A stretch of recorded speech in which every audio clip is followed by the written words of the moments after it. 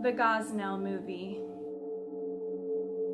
I am not a movie buff and was not planning on reviewing movies, but people who normally review movies are not reviewing the Gosnell movie because it touches on abortion, which is such a sensitive topic that people just don't want to deal with. So the New York Times, the Huffington Post, they're not reviewing this movie, for example. Before I get into this movie, I just want to explain that it doesn't matter your position on abortion. This movie is for everyone because it is true.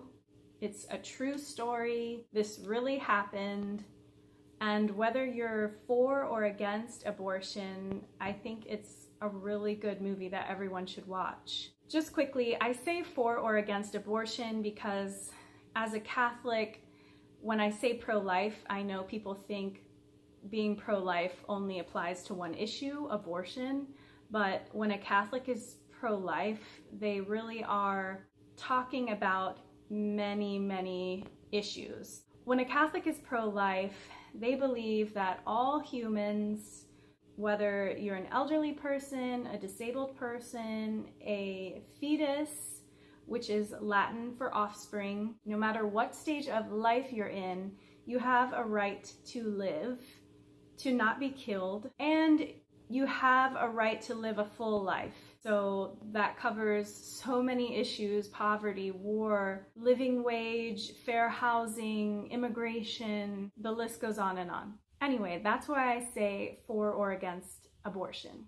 The Gosnell movie is about Kermit Gosnell, who was a practicing doctor. I don't call him Dr. Gosnell because once I hear of a doctor hurting people, especially women and children, I don't view them as a doctor anymore. They're not a healer. Same goes for Larry Nassar. So Kermit Gosnell ran an abortion clinic for 30 years, and he was originally investigated for illegal prescription drug sales. His practice was raided by the DEA, the FBI, and the local police, and what was revealed by that raid was so shocking.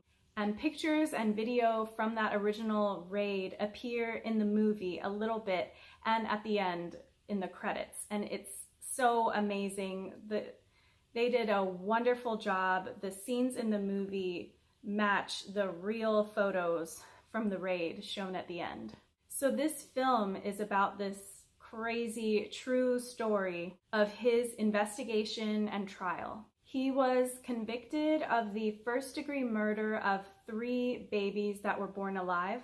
After the babies were born alive, he would kill them by cutting the back of their neck with scissors. And looking at all of the evidence, it's pretty clear that he killed thousands of babies. If you watch the movie or read about him, it's clear. His clinic was filthy. There were cats everywhere and cat urine, cat feces. He didn't clean his instruments. He spread STDs to his patients. Women would go into his clinic without an STD and leave with an STD. So he was convicted for first-degree murder for those 3 babies.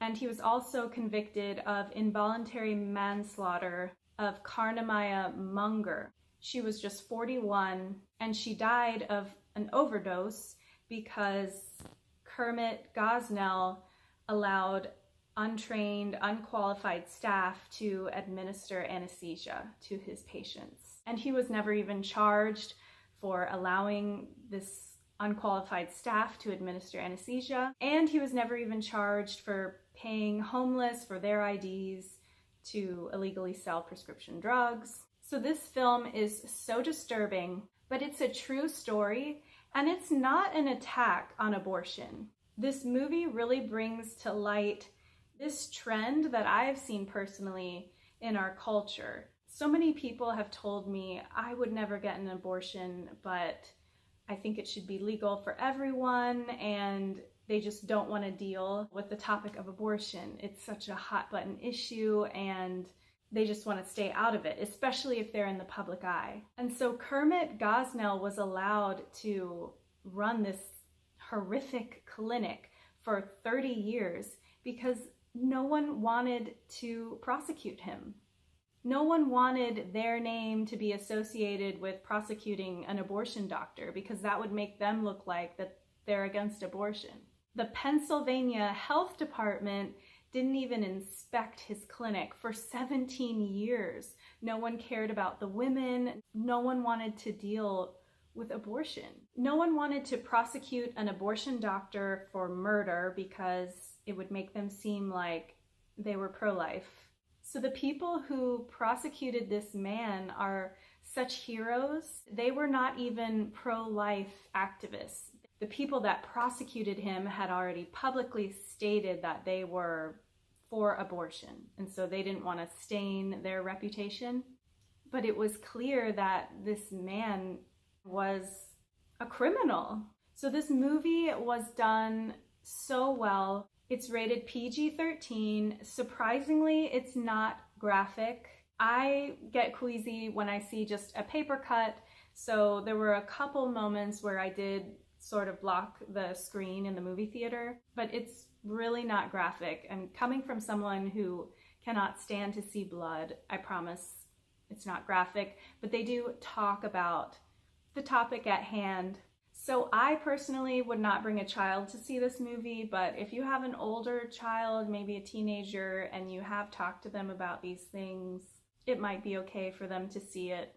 I think it depends on the child. This film opened nationally. It was done so well, and of course, people are refusing to review the film. Some of the actors have received a bit of bullying from the film industry, of course. I read somewhere that CNN, the BBC, and NPR, the little reporting that they have done on this, they call him the Gosnell doctor, instead of calling him for what he is, a murderer. He was convicted of first-degree murder of babies alive on the table. So it wasn't my plan to review movies. This wasn't even the video that I wanted to put out this week, but I just saw this film a couple of nights ago with a few girlfriends, and it was done so well, and the word is not getting out about this film, unfortunately. So I just encourage you to try to see it if possible. Tell people about it. I don't know how long it will be in the theaters, but it has been opened nationally, so it is at a theater near you right now. So go see it. It's a really good movie. It was done so well. I'm so glad I saw it. I do enjoy seeing movies that cover a true story. Check out gosnellmovie.com. I've linked a lot below, and I hope you get a chance to see it this week. Until next week, bye.